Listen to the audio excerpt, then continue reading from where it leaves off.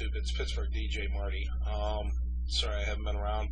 Just been a little busy. First of all, I want to take this opportunity to thank everybody who sent encouraging messages, encouraged me to continue on, questions, all that stuff. It's great. It's awesome. I feel a part of the community, and I just want to thank you all. All right. One of the big questions that I got was what it was like converting as a child to Jehovah's Witness religion. So what I'm going to do in this video is I'm going to cover until I'm about the age of 13. My family, before we were Jehovah's Witnesses, we were what I would call major holiday Catholics. Went to church on Easter, went to church on Christmas, things like that. But it was kind of cool because my parents still wanted me to learn the basis of the Catholic religion, and that's what I was taught. Family had a family-owned business that both my mom and dad worked at, in addition to my dad, believe it or not, being an ice cream man in the summertime. Up until the time I was 7 or 8, family had a lot of picnics, family parties, holiday get-togethers. My family was really extravagant holiday times. We hung out with my cousins, my other relatives, basically a stereotypical all-American family. Now, around 1968, my aunt had gotten in touch with some Jehovah's Witnesses and started to study. The usual chain reaction, 2-3 months into it, she started talking to my dad. The people she was studying with started talking to my dad, so on and so forth. Still never forget the first time the Jehovah's Witnesses came to our house. I was a little terrified. Very scary when you're like 7 or 8 to have people come in with Bibles and just start talking in front of you. Long story short, my parents took it really serious, so I started to be reprogrammed into the Jehovah's Witnesses belief, meaning that I had to step away from my old beliefs, had to accept a different reality in my life on a lot of different things.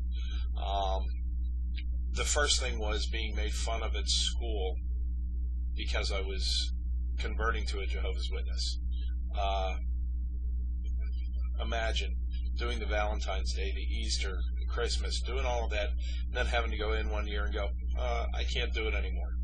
That's pretty much so what the situation was.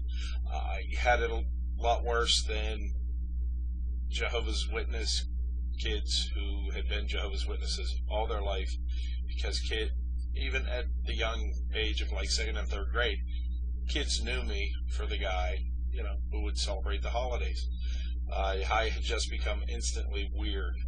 Now, when I would come home crying or complaining about what was going on, I had to accept. My parents told me that I had to accept that was just how it was going to be, because anybody who was loved by Jehovah and Jesus would be persecuted for their belief in what they say. Now, I had a few friends, but not like most kids. What I had was what I'm going to call school year friends.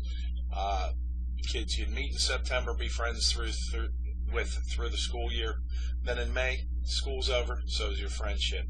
No over the summer thing, no sleepovers, none of the standard things the kids would do.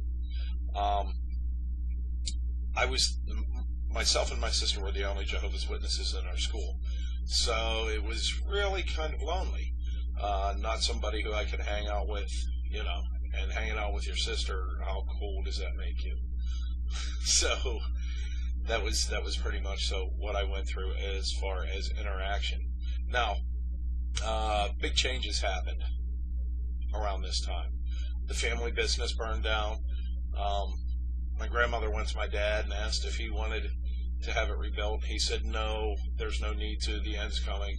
Just, take your insurance money and live on that instead of rebuilding the building.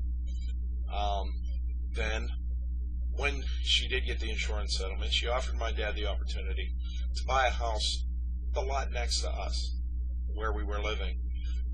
He told her no, because, well, same reason. The end of the system's coming. There's no need to have it. The really sad part for me about this whole thing is how much my family had changed. talking about my extended family, my regular family. It was just really big. I've seen videos, well, movies and photos of my family pre-Jehovah's Witnesses, and they all seemed so happy. There was always dancing, singing music, having fun, cooking, cookouts, patio parties, the whole 9 yards. After the Jehovah's Witnesses, that all just went away. They pretty much so became a family of gloom and doom. It was, just not conducive to everybody getting together and having fun. Also, at around the same time, my mom found out that she had cancer. So, that sort of makes you reevaluate things. But even then, I had to question, where's this wonderful Jehovah's Witness family that was sold to us and that was supposed to be bringing happiness to us? It seems like all it did was rip my family apart. Just sort of as an example, on the one New Year's Eve, my uncle had had a few too many beverages, and he called my mother and dad, and he said, I want to wish your family Merry Christmas, Happy New Year, and you can shove your Jehovah up your, I know it's strictly coincidence, but like 3 months later, he had an industrial accident, and it made me cringe to hear my parents say it was because of what he said about Jehovah. Okay, it made me cringe even at that young age.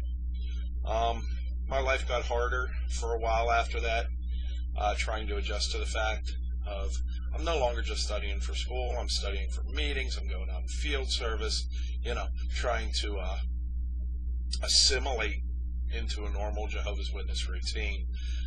At that age, not really so much something that's easy to do.